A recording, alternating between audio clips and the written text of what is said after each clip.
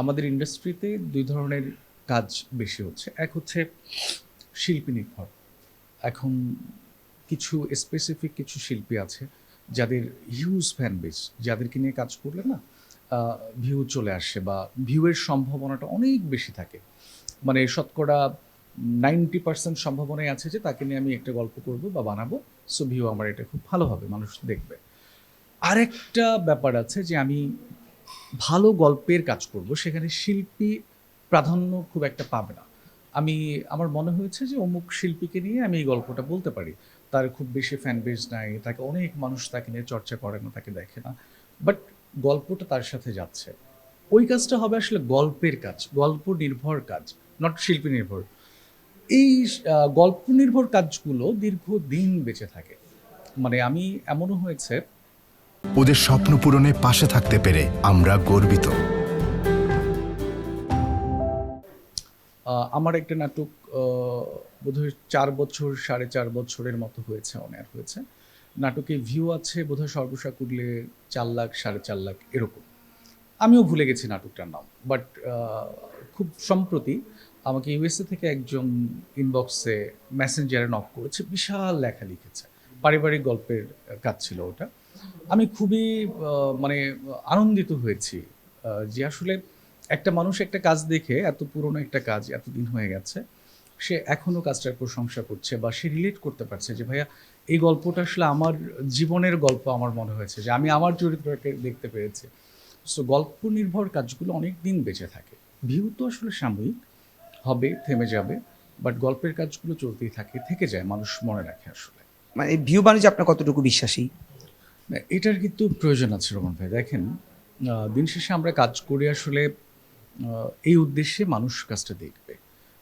ভিউটা তো আসলে অনুপ্রেরণা। মানে 1 মিলিয়ন, 2 মিলিয়ন, 10 মিলিয়ন ভিউ হয়ে গেছে, দ্যাট মিনস এতগুলো মানুষ আমার কাজটা দেখছে। এটা তো দুর্দান্ত একটা অনুপ্রেরণা আমাদের সবার জন্য। কিন্তু হয় কি, মাঝখান থেকে যে ভিউয়ের ব্যাপারটা, ভিউ বাণিজ্যের ব্যাপারটা মাথায় রাখতে গিয়েই আমরা মানে কেমন যেন আমাদের শেকড়ের বাইরে চলে আসছি। মানে এটা, হ্যাঁ, কোয়ালিটির জায়গা থেকে হোক বা খুব চটকদার কিছু সংলাপ, চটকদার গল্প। আমি একেবারে করজোড়ে ক্ষমা প্রার্থী। মানে ব্যাপারটা এরকম, যারা এই ধরনের গল্প নির্মাণ করছে, গল্পের সাথে সম্পৃক্ত আছে, তাদেরকে আমি ছোট করছি না, মোটেও না। এটা বাণিজ্য। সো দিন শেষে বিজনেসটা সবার মাথাতেই থাকে। বিজনেসটা তো দিতে হবে। আমি বিজনেস দিতে না পারলে আমাকে প্রডিউসার কাজ দেবে না। একজন শিল্পী যদি বিজনেস দিতে না পারে, আমি হয়তো তাকে কাস্ট করবো না। এন্ড অফ দ্য ডে আসলে বিজনেসের একটা চেইন থাকে। বাট ভালো গল্পের চর্চা, এটা আসলে আমার মনে হয় অনেকখানি নির্ভর করে দর্শকদের উপর। দর্শক কি দেখছে? আমার মনে হয় দর্শক যদি দায়িত্বশীল হয়, খানিকটা রুচিশীল হয়, অবশ্যই ভালো গল্পের কাজগুলোই বেশি বেশি ভিউ পাবে। বাণিজ্যটাও ভালো গল্পের মাধ্যমেই হবে। আমার শুরুই হয়েছিল আসলে অভিনয় নিয়ে অনেক আগে, ২০১৩ দিকে। আমাকে আসলে, আমার কাছে মনে হচ্ছে অভিনয়টা অনেক কঠিন জিনিস। অথবা সেই সময় আমি যখন অভিনয়ের সাথে সম্পৃক্ত হচ্ছি, আমার মনে হচ্ছিল যে গল্পগুলো এমন হয় না কেন? মানে মেকিংটা এমন হয় না কেন? আমাকে মানে আমার কাছে বারবার মনে হচ্ছে আসলে মেকিংটাই আমাকে বোধহয় টানছে। সো আমার কোনো আক্ষেপ নাই, বরং আমি খুবই সন্তুষ্ট। কিছু মানুষ আমার কাজ দেখে, ভালোবাসে, পছন্দ করে।